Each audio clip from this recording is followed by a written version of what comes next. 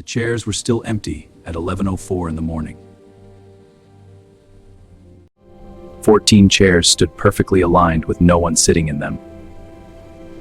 The funeral director checked his watch and then checked it again.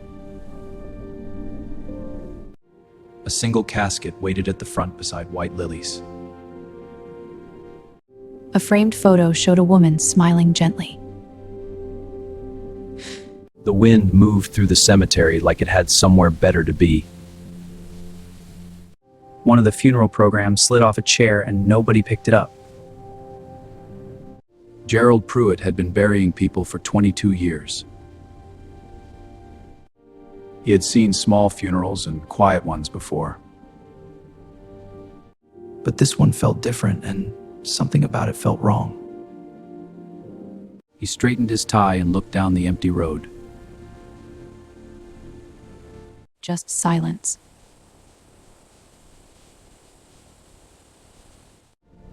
There was nothing there.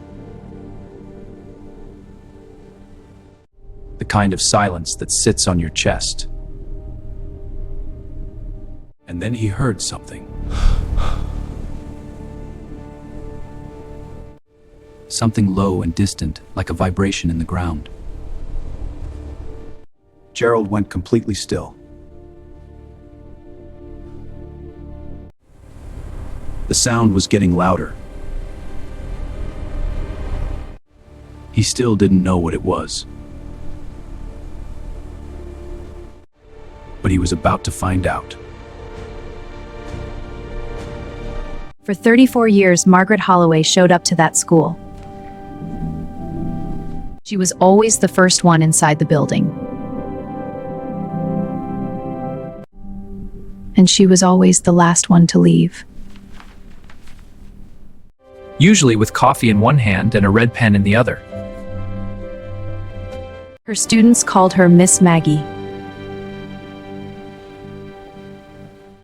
And she called every single one of them hers. That's right, every single one. Wow.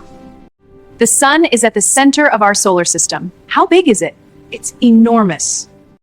The kind of town where everyone knows your name.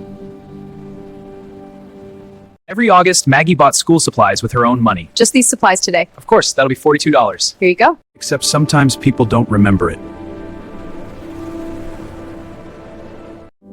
She never told anyone about it. You're on the right track. Just isolate the X term first. Oh, I see. So it becomes 3x15? Exactly. Good job. And every Friday, she brought homemade cookies. She believed learning worked better with something sweet. She never married and never had children of her own. Those kids were everything to her. And then the school board let her go. This is the official notice. There was no ceremony and no goodbye. By Monday, her parking spot had someone else's name. Her neighbors barely noticed she was gone. Derek sat alone in the front row with his hands clasped tightly.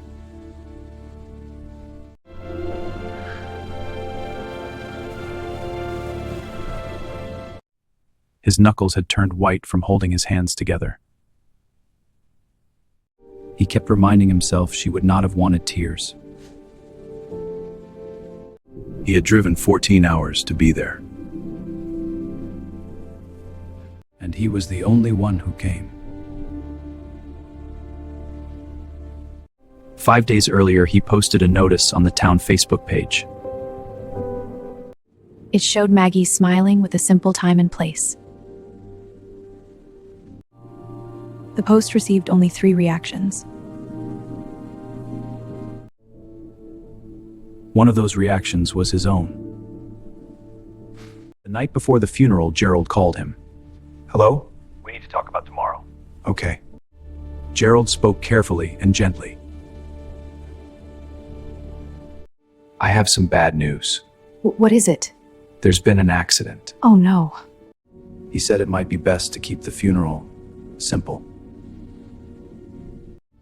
Derek hung up the phone. I understand. Goodbye. He stared at the ceiling for a long time. Then he opened his laptop. This time he didn't post to the town page. He posted to a motorcycle forum. His uncle Frank had been part of that forum for years. Frank had been a rider his entire life. And he talked about his sister constantly. Sounds like he really missed her. Yeah, family sticks with you. Derek typed slowly with shaking hands. My aunt raised me when nobody else would. She is being buried Thursday morning. I don't think anyone is coming. I just needed someone to know she existed. He closed the laptop. He didn't expect any response. And then everything changed. Gerald Pruitt had been a funeral director for 22 years. Later, he would say he had never seen anything like this. He stepped outside for a moment of air. The cemetery was still quiet and the road was empty. Then he felt it again. A low, deep vibration coming from somewhere beyond the hill. Derek felt it too. He didn't move. Then the first bike appeared. Then 10 more followed behind. Then another one. Soon the road disappeared under a column of motorcycles. The line stretched farther than Derek could even see. Over 300 riders came. Some had ridden through the entire night. They came from 5 different states. They parked in perfect silence. Leather vests, patches, and weathered faces. Hundreds of riders stood with their heads bowed. Derek could barely breathe. One rider walked slowly toward him. He placed a hand on Derek's shoulder. Frank talked about her constantly.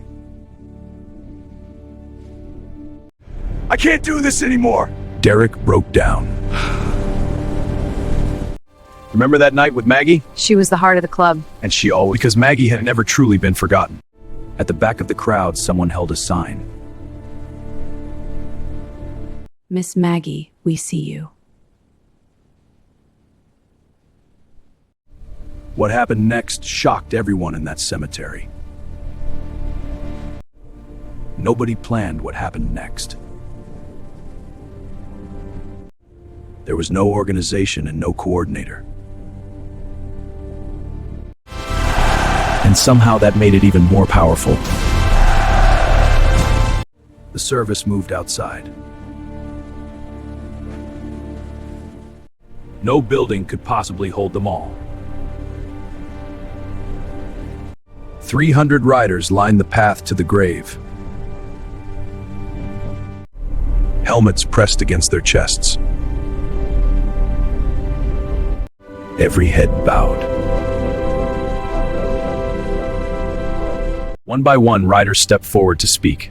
You rode hard, brother. We'll carry your spirit on every mile. Most of them had never even met Maggie. But they knew her through Frank. This reminds me of the ride up to Sturgis last summer. Yeah, that storm was wild. We thought we were done for. Best trip ever. A sister who gave everything to kids. Her kindness changed us. We'll always remember. She had been loved. After the burial, the riders didn't leave. They stayed and helped clean up. Thanks, I really appreciate this. Of course, man. She just never knew it. They stacked chairs and folded the programs. One woman handed Derek a handmade quilt. She had sewn it the night before. Derek still keeps that quilt today. The next morning, the newspaper told her story. Her former students started calling. The school renamed their reading corner after her. This story isn't really about a funeral. It's about one desperate post written at midnight. And how it reached exactly the right hands. Those 14 empty chairs did not stay empty. That low vibration beneath Gerald's feet. Remember the distant rumble at the start of this story. That was 300 people deciding nobody gets forgotten. They rode hundreds of miles overnight. They showed up in leather and patches, standing quietly in the cold for someone they never met.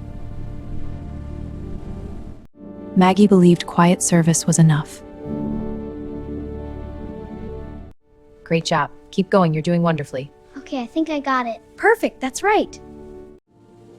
And she was right. She just never saw her reward arrive. Maybe that is why this story stays with you. But we did.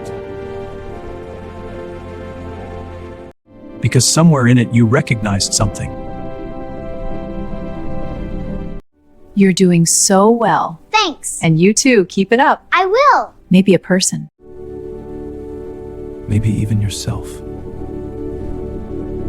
The world is full of people like Maggie. And it turns out the world is full of writers too.